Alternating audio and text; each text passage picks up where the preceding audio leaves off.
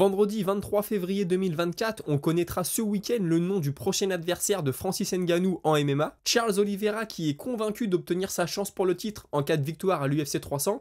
Et Sean O'Malley qui change ses plans pour la suite. On parlera bien sûr de toutes les actualités majeures du jour. C'est le moment MMA, soyez tous les bienvenus.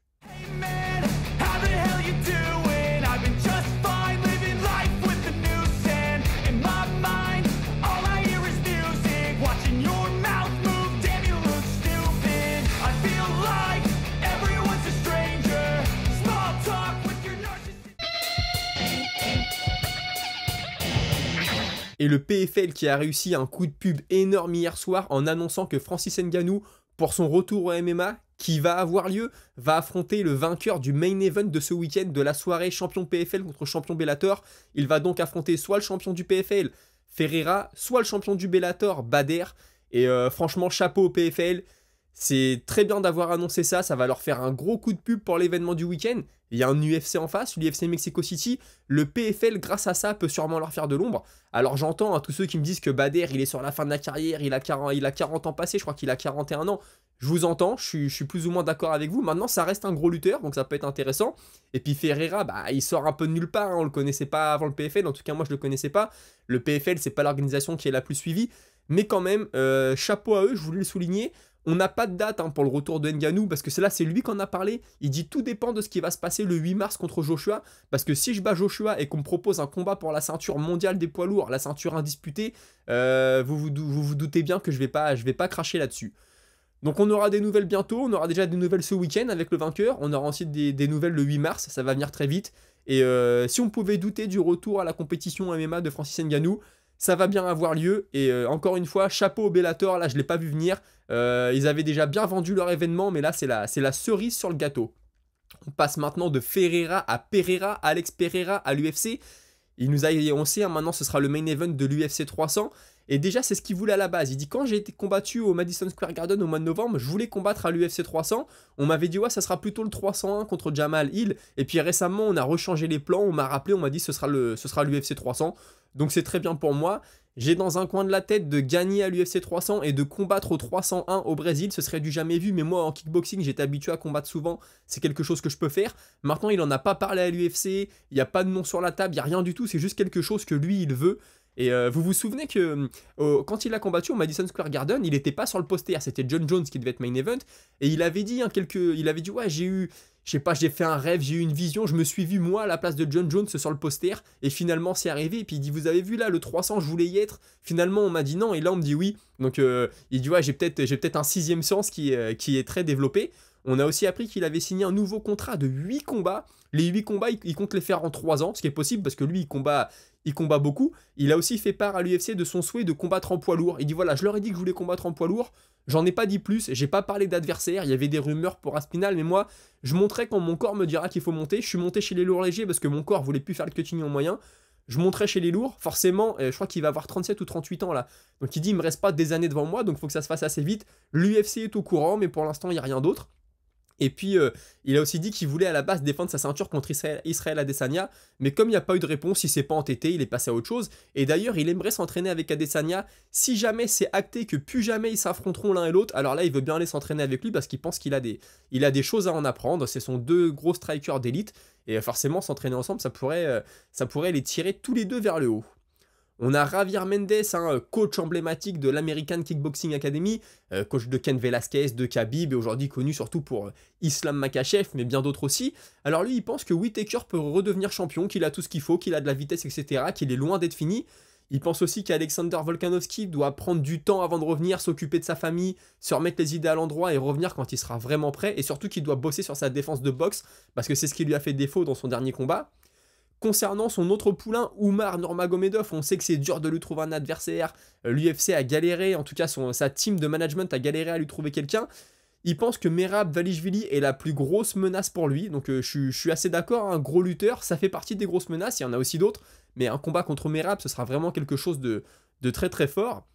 Et puis on lui a demandé qu'est-ce que tu penses de la situation de Chandler. Parce que Chandler, là, récemment, il a déclaré que c'était toujours, je crois que c'était hier ou avant-hier, il a dit à Ariel Helwani, non, non, le combat contre McGregor, ça va se faire, vous inquiétez pas, moi je sais que ça va se faire, écoutez pas ce qui se passe autour, c'est sûr et certain. Et on lui dit, ouais, toi tu serais à la place de Chandler, tu ferais quoi? T'attendrais McGregor ou t'irais combattre? Il dit, non, non, moi à la place de Chandler, je pense qu'il a de l'argent, je pense qu'il est sécurisé, j'attendrai, et puis quand il va affronter McGregor, là ça va payer, ça va être un autre gros chèque, mais au stade de sa carrière, Chandler devrait attendre. Donc Javier Mendes, c'est pas le coach de Chandler, hein, mais il en a vu passer, il a de l'expérience, je pense que voilà, on peut lui faire confiance, en tout cas, il faut écouter ce qu'il a à dire. Et puis il faut savoir que Mendes, il va sortir un livre de développement personnel. Il dit, ouais, bah, c'est tout ce que j'ai appris dans ma carrière à travers le sport, je veux que les gens puissent le mettre en pratique dans leur vie de tous les jours. Bon, écoutez, c'est un business comme un autre. En ce moment, on parle beaucoup de lui, il est très présent sur les réseaux, je crois qu'il a un podcast où il est très souvent invité dans des podcasts, donc forcément, on peut pas lui en vouloir, il surfe sur la vague. Charles Oliveira est de retour à Mexico City ce week-end. Alors, c'est pas pour combattre. Il a 3 partenaires d'entraînement qui sont sur la carte, donc il va être dans leur coin. Il est très investi, forcément. Et Mexico City, pour lui, c'est pas n'importe quoi, puisque la dernière fois qu'il y a combattu, c'était en 2016. Il avait loupé le poids, il s'était incliné par soumission. Et suite à ça, il avait décidé de ne plus faire partie de la catégorie des poids plumes et de monter en poids léger. Donc, ça a été un tournant de sa carrière. Premier combat en léger, il gagne. Le deuxième, il le perd. Et ensuite, il nous fait une série de 11 victoires. Dont la prise de la ceinture, la défense de la ceinture. Et puis donc c'était vraiment quelque chose pour lui. Ça a été un tournant dans sa carrière. Sa dernière défaite, c'était contre Makhachev pour le titre. Et là, il a confié qu'il était convaincu qu'en cas de victoire à l'UFC 300, il serait le prochain. Il dit, Dana White l'a dit, je devais déjà avoir ma chance la dernière fois. Malheureusement, je me suis blessé. Donc je vois pas comment je ne peux pas avoir ma chance à la ceinture en cas de victoire à l'UFC 300. Écoutez, on lui souhaite. Sean O'Malley, vous le savez, voulait monter, prendre Ilia Topuria chez les poids légers. Et là, récemment, c'était hier, je crois, il a sorti une vidéo, il dit, ouais, écoutez, moi, je veux faire le plus gros combat possible pour les fans. Je veux quelque chose qui me motive, mais qui motive les fans. J'ai beaucoup de gens qui me disent que j'essaye d'éviter Merab, que j'ai peur de Merab et que je monte chez les poids légers pour pas l'affronter. Bah, vous savez quoi, je vais affronter Merab, on va faire Merab et puis on verra la suite ensuite. Désolé, désolé, la phrase est pas très correcte. Mais je vais mettre KO Merab Dvalishvili. Et puis concernant Ilia Topuria, le combat va se faire. Je sais pas quand, mais c'est une possibilité. Je vais donner sa chance à Merab. Et puis ensuite, on verra ce qu'on peut faire avec Ilia Topuria. Ilia Topuria, lui de son côté, il veut défendre une fois sa ceinture des poids plumes et monter chez les poids légers. Ensuite, affronter Islam Makhachev. Donc moi, je trouve que c'est un peu tôt, forcément. Il y a quand même une hype qui commence à se faire autour de son nom. Il a peut-être envie lui aussi de surfer dessus. L'UFC a l'air de pousser derrière. Ils veulent organiser un événement à Madrid, en tout cas en Espagne. Donc il a raison de demander. On verra si ça vient. Et puis concernant son combat en Espagne, il veut soit Conor McGregor, soit Sean O'Malley, soit quelque chose que j'aime beaucoup, à savoir Max Holloway. McGregor, honnêtement, j'y crois pas. Sean O'Malley, maintenant on sait qu'il va affronter Merab, et O'Malley il combat pas beaucoup, il a dit qu'il voulait combattre 1 à 2 fois par an maintenant, donc il va peut-être pas attendre 2025 pour défendre sa ceinture en Espagne, donc ça peut être la chance d'Holloway, et franchement je serais très très content pour lui. Hier, je vous disais que Nassourdine Imavov se verrait bien accueillir Ousmane officiellement chez les poids moyens. Et Paulo Costa, c'est pareil. Il dit, ouais, Ousmane à 185, ça a l'air intéressant. Puisque le Tchétchène n'a pas réussi à le finir, moi, je pourrais le faire. Costa contre Ousmane, ça fait une grosse affiche. Pour les fans dans le monde entier, ça fait une plus grosse affiche que Imavov contre Ousmane. Maintenant, on verra ce que ça va donner par la suite. Je vous disais aussi hier que Masvidal voulait faire un combat BMF contre BMF, affronter Justin Gaethje. Là, il a tweeté « T'es mort, Ned Diaz ». Donc ça sort de nulle part, on ne sait pas pourquoi. Après, comme je le dis souvent, si c'est deux retraités, entre guillemets, qui reviennent et qui s'affrontent l'un et l'autre, ça me dérange moins que c'est quand c'est un retraité qui vient et puis qui affronte un jeune loup affamé.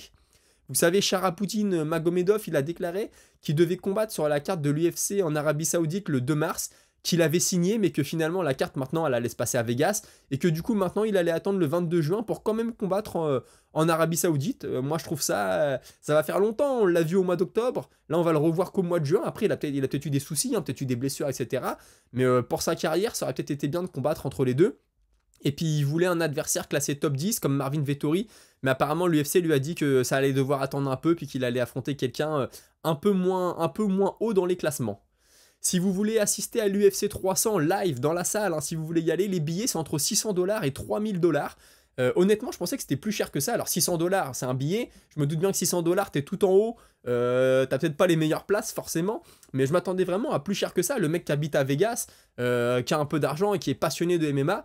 à 600 euros, ça reste quand même abordable. Après, je suis d'accord, hein, c'est pas pour le mec qui gagne le salaire minimum, mais voilà, vous voyez ce que je veux dire. Moi, je pensais que c'était à partir de peut-être 1500 $, je sais pas. Alors, j'étais peut-être, j'étais pas dedans du tout, mais 600 $, c'est quand même jouable. Et puis un petit mot de boxe anglaise, on a Davis qui va affronter Martin. Alors ça va se passer pour un des titres, le titre WBA Lightweight de Davis. Donc on avait parlé un moment d'un Davis contre Garcia, Davis contre un tel, contre un tel. Finalement ce sera contre Martin, donc affaire à suivre. Vous le savez, tous les vendredis, on essaye de se faire un petit défi pari, hein, de voir ce qu'on peut faire sur le week-end. On parie une petite somme, 1 ou 2 euros.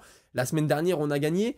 Ce week-end, je serais bien tenté de mettre la pièce quand même sur Yair Rodriguez. Il a une cote à 1,60 alors que Brian Ortega est à 2,15. Ortega, je vous le dis, je le sens pas. Je l'entends parler, je le sens pas. Il a été très inactif. Même avant la blessure, hein, il combattait pas beaucoup. Je le sens pas. Il reste très dangereux au sol. Il peut surprendre Yair Rodriguez. Yair Rodriguez qui est pas nul au sol non plus. Mais j'ai peur que Rodriguez commence très fort et que Brian Ortega arrive pas à suivre et qu'il se fasse surprendre. Dans le main event, je vois plutôt Brandon Moreno, il est à 1,30, Royval est à 3,05. J'aime beaucoup Royval, hein, j'aime beaucoup son style. Je l'ai dit, il est très imprévisible, un peu foufou parfois, ça peut surprendre. Maintenant, il a combattu au mois de décembre, est-ce qu'il est bien remis? Je sais pas. Et puis, on a Raúl Rosas Jr., hein, lui, il est à 1,39. Ricky Turcios, il est à 2,65. D'ailleurs, Raúl Rosas Jr., hein, qui a déclaré, lui, qu'il aimerait recombattre cet été, puis combattre à la sphère. Ses deux parents sont mexicains. Ils sont nés à Mexico City, lui il est né aux États-Unis, mais forcément il est très fier de combattre devant son public. Je crois qu'il y aura ses grands-parents qui seront dans la salle, toute sa famille est au Mexique. Et donc lui il est à 1,39, il a 19 ans, c'est déjà son 4e combat à l'UFC, 2 victoires, 1 défaite. Dans ses victoires, il y a un KO, une soumission. Il est jeune, hein, franchement 19 ans, en face Turcios peut faire la surprise. Il peut avoir la pression, Rosas, hein, au Mexique, représente le Mexique très fièrement.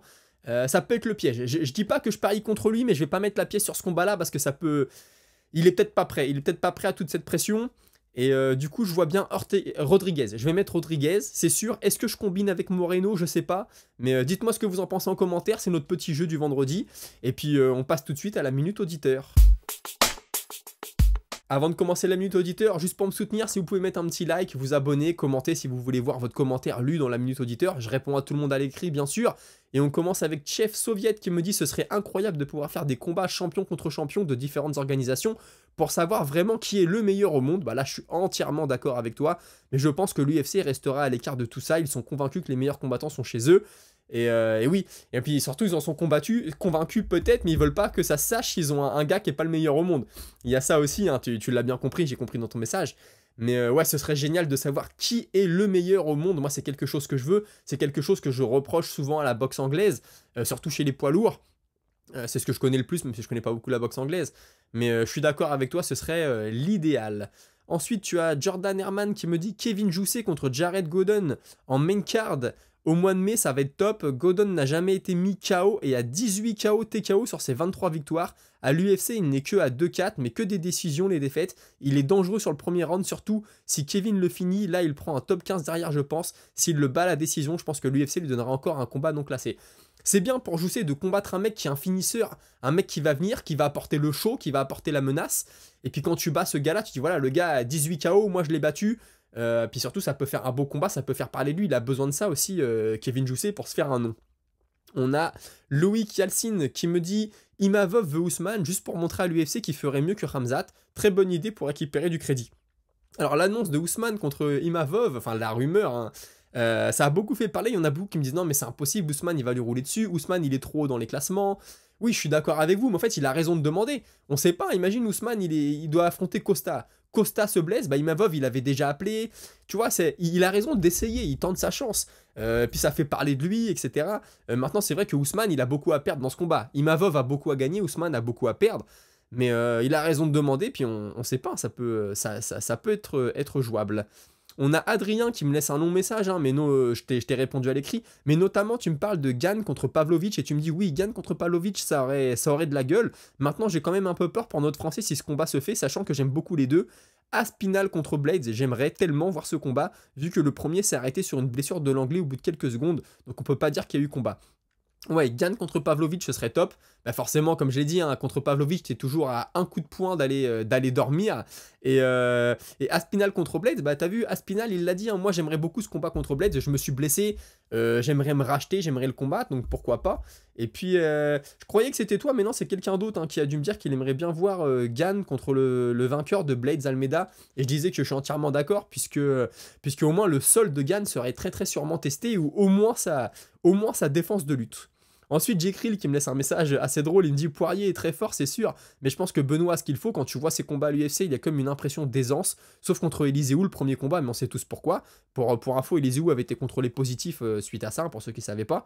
Pour le reste, il a roulé sur les gars, un peu d'opposition ne fera pas de mal, et c'est ce qu'il aime, il va être motivé comme jamais. Ouais, je pense que ça le motive vraiment d'avoir un tueur face à lui. Ok, je suis fan de Saint-Denis, donc peut-être pas très objectif, mais s'il perd, je dois me laisser pousser la barbe, c'est un pari à la con, et j'ai pas très envie, donc il va gagner. Et là, ça devient intéressant, tu me dis, ouais, je lui ai envoyé un DM à Benoît Saint-Denis, et il m'a dit, ok, je vais le finir au deuxième round, mais c'est bien parce que c'est toi, sympa le gars. Ouais, franchement, c'est bien quand t'as des combattants, mais les combattants de MMA sont assez accessibles, hein. J'ai sous même des gros noms du MMA qui répondent à des fans, comme ça, sur les réseaux. Donc c'est sympa de la part de Benoît Saint-Denis. Ensuite, j'ai Chloa Recléo qui me dit j'aime beaucoup le personnage de Faresiam, humble, bosseur, agréable, mais je ne le vois pas non plus entrer dans le top 10. L'UFC ne va pas le pousser car il n'est pas spectaculaire et je le trouve limité pour le top 10, mais j'espère qu'il me fera mentir. Mais c'est sûr que si Faresiam il arrive dans le top 15, top 10, c'est forcément grâce à ce qu'il fait dans la cage parce qu'il va pas être poussé par l'UFC. Ils avaient déjà voulu le dégager hein, il y a quelques mois, quelques années, on s'en rappelle. Puis bah surtout voilà, c'est un gars qui est introverti, c'est un gars qui parle pas beaucoup. Donc ça, l'UFC, ils ont du mal à te mettre en avant quand c'est comme ça. Mais écoute, moi aussi, hein, je souhaite d'arriver tout là-haut. On a fait le tour pour aujourd'hui. Je vous souhaite un bon week-end. On a le PFL, on a l'UFC. Pour info, en boxe anglaise hier, il y a Samake qui a gagné. J'ai pas vu, j'ai juste vu le résultat. Vous savez, je regarde pas trop la boxe anglaise, mais je le dis quand même au cas où. Et puis, alors lundi, je vous promets pas un épisode, vous le savez, on rentre dans les vacances scolaires, ça devient toujours beaucoup plus compliqué quand faut gérer tout ça. Je vais faire mon maximum, je vous promets pas, sinon ce sera mardi à 17 h. Passez tous un très bon week-end de combat et on se retrouve lundi, salut.